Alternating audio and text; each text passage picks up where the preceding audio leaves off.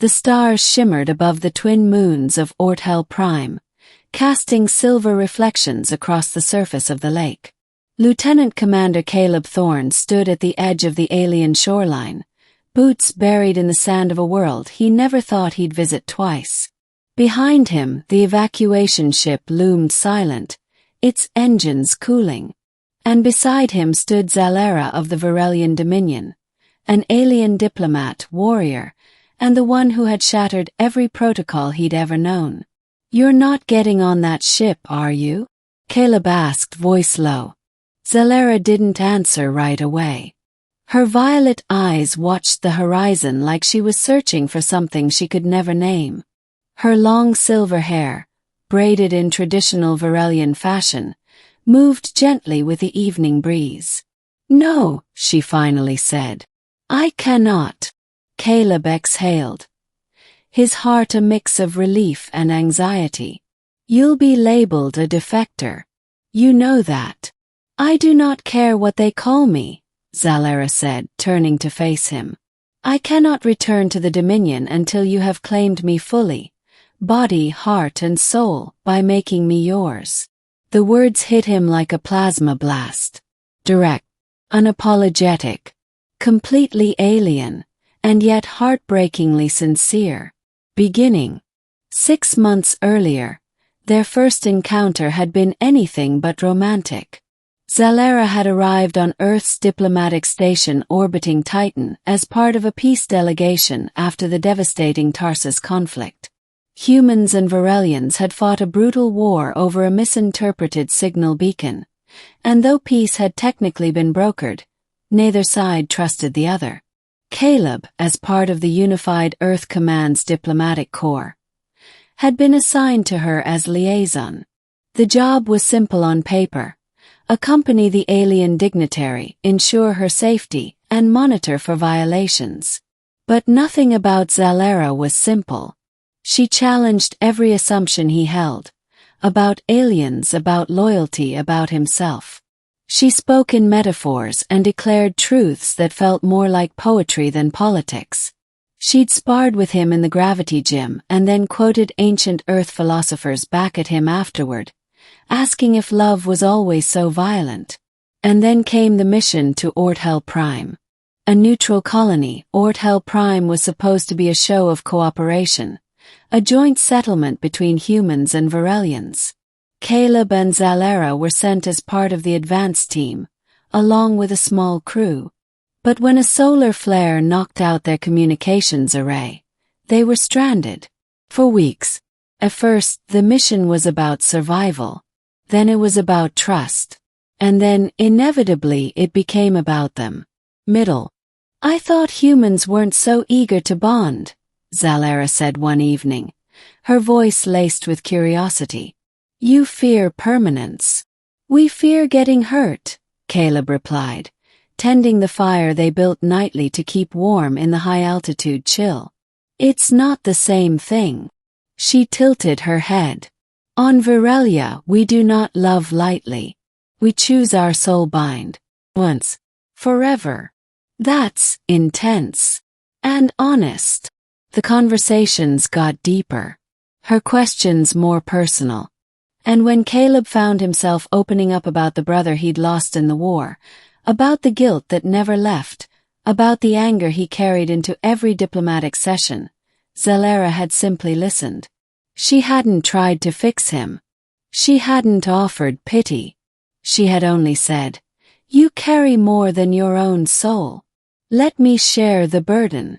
They kissed for the first time under the red moons, their hands trembling from emotion more than cold. When they made love, it was not an act of lust.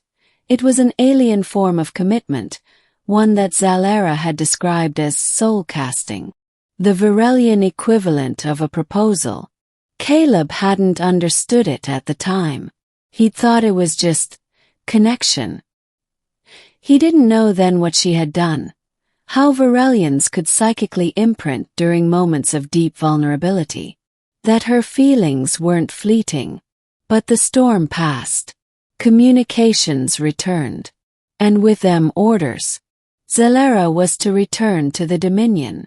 Caleb to Earth. Mission complete. But neither of them felt complete anymore. Ending. You said you wanted to understand humans, Caleb said, stepping closer. Well, we're complicated. We get scared. We run.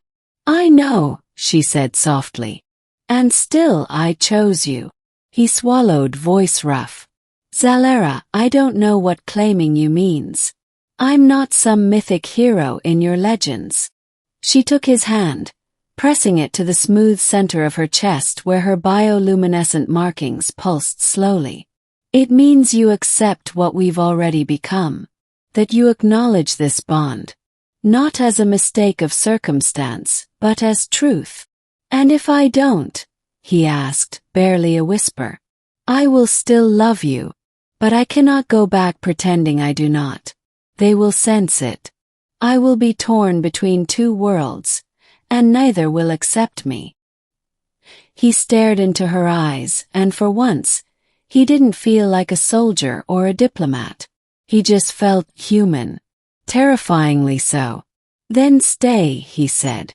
We'll figure out a new world, one that doesn't ask us to forget what we've built.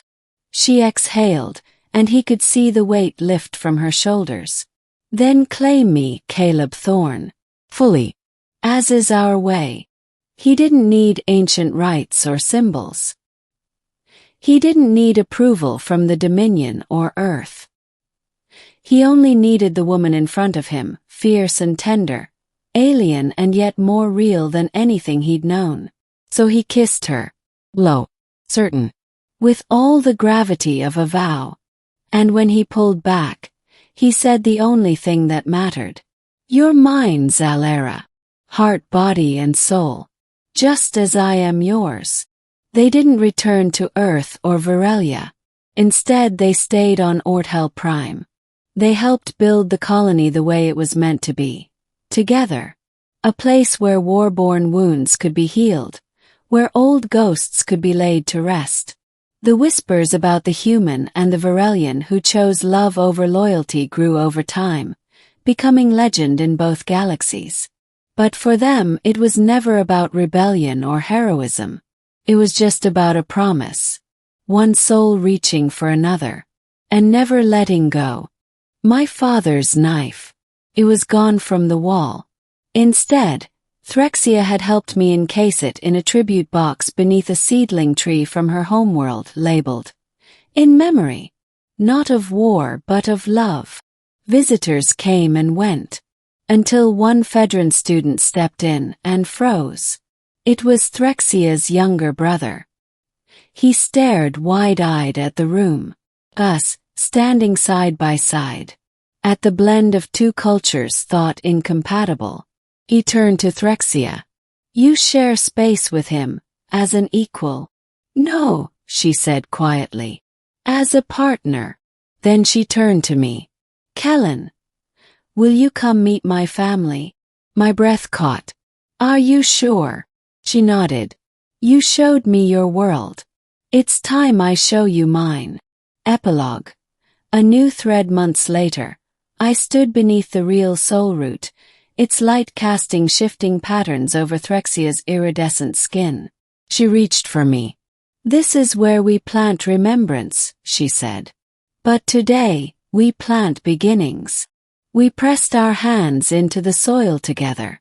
And the seed we planted wasn't just a tree. It was a future,